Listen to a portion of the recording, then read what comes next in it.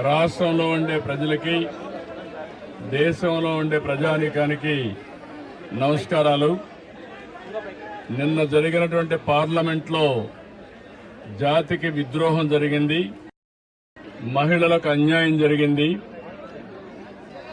నిన్న భారతదేశ చరిత్రలో ఒక బ్లాక్ డే. ఎందుకంటే అందరూ అనుకున్నాం మహిళలకు 33% రిజర్వేషన్లు వస్తాయి. చట్టసభల్లో ఎన్నో రోజుల నుంచి ఇది పెండింగ్లో ఉంది. ఎన్నో రోజులు పోరాడాం. ఇప్పుడు తొందరలో చట్టసభల్లో, అటు పార్లమెంట్లో, ఇటు అసెంబ్లీలో, కౌన్సిల్లో 33% మహిళలను చూస్తామని ఆశపడ్డాం. ఇన్ని పోరాటాల తర్వాత అందరూ కూడా ముందుకొచ్చే సమయంలో నిన్న కాంగ్రెస్ పార్టీ, దాని మిత్రపక్షాలు ఒక విధంగా చెప్పాలంటే మహిళలకు ద్రోహం చేశారు. ఇది జాతి విద్రోహం. భారతదేశ సంస్కృతి మహిళల్ని గౌరవించడం, అన్ని రంగాలలో వాళ్ళని ఆదరించడం. అందుకని ఎక్కడైతే మహిళలు పూజించబడతారో అక్కడ దేవతలుంటారనేది మన సాంప్రదాయం, మన సంస్కృతి కూడా.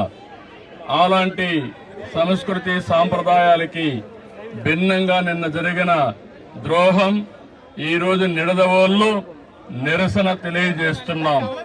ఇది ప్రారంభం మాత్రం, దీంతో ఆగదు. మొత్తం మహిళా లోకం ఒకటి కావడం ప్రతి ఒక్కరు కూడా గుర్తుపెట్టుకోవాలి.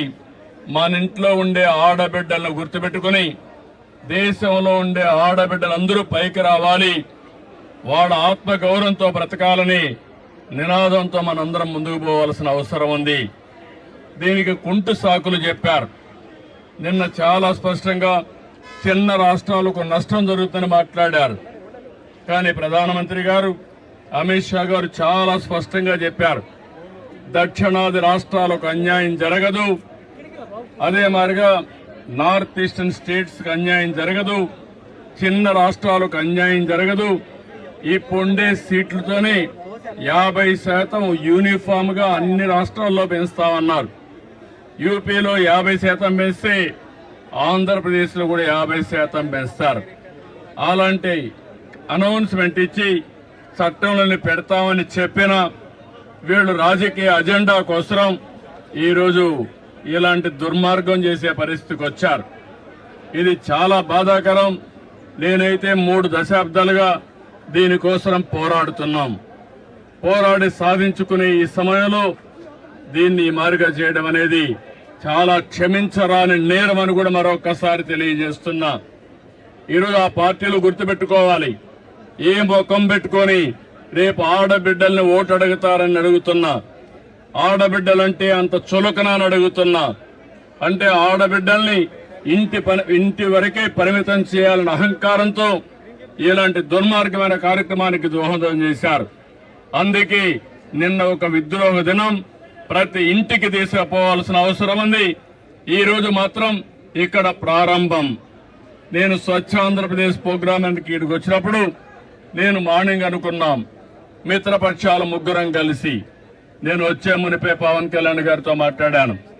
ఆయన ఇక్కడ లేరు కాబట్టి వాళ్ళ ప్రతినిధిగా దుర్గేశం గారు వచ్చారు. ఇంకో పక్క మాధవ్ గారు విజయవాడలో ఉంటే ఆయన కూడా వచ్చారు. మా 3 పార్టీలే కాదు, అన్ని పార్టీలు గుర్తుపెట్టుకోవాలి. మహిళల్ని మీరు ఓటు అడగాలంటే మహిళా సాధికారత కోసం మీరు కూడా అడ్డంకులు సృష్టించకుండా ఉండవలసిన బాధ్యత, కర్తవ్యం మీ పైన హెచ్చరిస్తున్నా. ఇది చాలా బాధేస్తుంది. తెలుగుదేశం పార్టీ అయితే 2017లో ఆ రోజే చట్టంలో, మన అసెంబ్లీలో కూడా చట్టం తీర్మానం చేసి పంపించాం. ఇది 3 దశాబ్దాలుగా, ఒకప్పుడు కాంగ్రెస్ పార్టీ ఉన్నప్పుడు కనీసం అసెంబ్లీలో బిల్లు పెట్టలేకపోయారు. అలాంటిది 2023లో బిల్లు ప్రవేశపెట్టారు. కానీ సెన్సస్ చేసిన తర్వాత మళ్లీ దీన్ని అమలు చేయాలని చెప్పి నిబంధన పెట్టారు. కానీ 29కి మహిళలకు రిజర్వేషన్లు చేయాలనే ఆలోచనతో ప్రధానమంత్రి గారు ముందుకొచ్చారు. ముందుకొచ్చి ఈరోజు సవరణ బిల్లు తీసుకొచ్చారు. అలాంటి సవరణ బిల్లుని వీళ్ళు కావాలని డిఫీట్ చేయడం, దానికి దుర్మార్గంగా మనం చూస్తే రాజ్యాంగ సవరణకు 2/2 మెజార్టీ ఉండాలి. దాన్ని ఆసరాగా తీసుకుని నిన్నంతా వక్రీకరించే భాషలో మాట్లాడారు. మొట్టమొదటిసారిగా వీళ్ళు చూస్తే వీళ్ళు చెప్పింది దక్షిణ భారతదేశంలో ఉండే రాష్ట్రాలకు అన్యాయం జరుగుతుందని, నార్త్ ఈస్టర్న్ స్టేట్స్ కి అన్యాయం జరుగుతుందని, దానిపైన బేషరతుగా పార్లమెంట్ లో ప్రజల సమక్షంలో అందరికి అర్థమయ్యేట్టుగా చెప్తే దాన్ని వదిలిపెట్టి ఇంకా లేనిపోని సాకులు పెట్టి బిల్లుని డిఫీట్ చేయడం అనేది చాలా బాధేస్తుంది. నేను చూశాను, అపోజిషన్ పార్టీస్ అన్ని విర్రవీగిపోయారు. మేము ఇష్ట ప్రకారం చేస్తాం అనే విధంగా ముందుకు పోయారు. అంటే మీరు ప్రజలు ఎన్నుకుంటే చట్టసభల్లోకి వచ్చారు. అలాంటి మీరు ప్రజాహితం కోసం, మహిళా సాధికారం కోసం మీరు చట్టాలు చేయాల్సిందే పోయి మహిళా ద్రోహం చేస్తూ దేశ ద్రోహం చేసే పరిస్థితికి వచ్చి, మహిళలంటే అబలులు కాదు, ఆ విషయం కూడా గుర్తుపెట్టుకోవాల్సిన అవసరం ఉంది. ఈరోజు పంచాయతీల్లో 50% ఉన్నారు, కాలేజీల్లో ఉద్యోగాల్లో 33% ఉన్నారు. ఎక్కడ మహిళలున్నా సమర్థవంతంగా పనిచేస్తున్నారు. అలాంటి మహిళలు చట్టసభల్లో కూడా వస్తే సముచిత గౌరవం జరుగుతుంది, అభివృద్ధి జరుగుతుంది, అందరికీ న్యాయం జరుగుతుందనే ఉద్దేశంతో ఈ బిల్లు తీసుకొస్తే ఎన్నో ఆశలు పెట్టుకున్నారు మహిళలందరూ. మళ్లీ కించపరిచే విధంగా, మహిళల యొక్క ఆత్మాభిమానాన్ని దెబ్బతీసే విధంగా ఈరోజు ఆ బిల్లును డిఫీట్ చేశారు. ఇది క్షమించరాని నేరం. దీనికి నిరసనగా ఈరోజు నిడదవోలులో ప్రారంభం. ఈ ప్రారంభం ముందుకు తీసుకుపోతాం తప్ప వదిలిపెట్టే సమస్య లేదు. వీళ్లకు చేసిన ద్రోహానికి ఆ పార్టీలకి రాబోయే రోజుల్లో డిపాజిట్స్ రాకుండా చేయాల్సిన బాధ్యత మనందరిపైన ఉందని చెప్పి తెలియజేసుకుంటూ, అప్పుడే ఈ మహిళలకి న్యాయం జరుగుతుంది. వీళ్ళు ఒక విధంగా చెప్పాలంటే వీళ్ళ ఇంట్లో ఉండే ఆడబిడ్డలు కూడా పైకొస్తే చూడలేనటువంటి ద్వేషం వీళ్ళకుంది. అంటే వీళ్ళ ఆధిపత్యం అది పోవాలి. అందరూ సమానం. మన ఆడబిడ్డలను మనం గౌరవించకపోతే ఎవరిని గౌరవిస్తామని అడుగుతున్నా.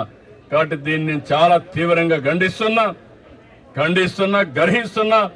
ఈ విషయం గుర్తుపెట్టుకోమని వాళ్ళు హెచ్చరిస్తూ, రేపటి నుంచి దేశం మొత్తం తీసుకెళ్తాం, ప్రతి ఇంటికి తీసుకెళ్తాం, ప్రతి ఒక్కరిని చైతన్యం చేస్తామని మరొక్కసారి సహకరించమని మనస్ఫూర్తిగా కోరుకుంటున్నా.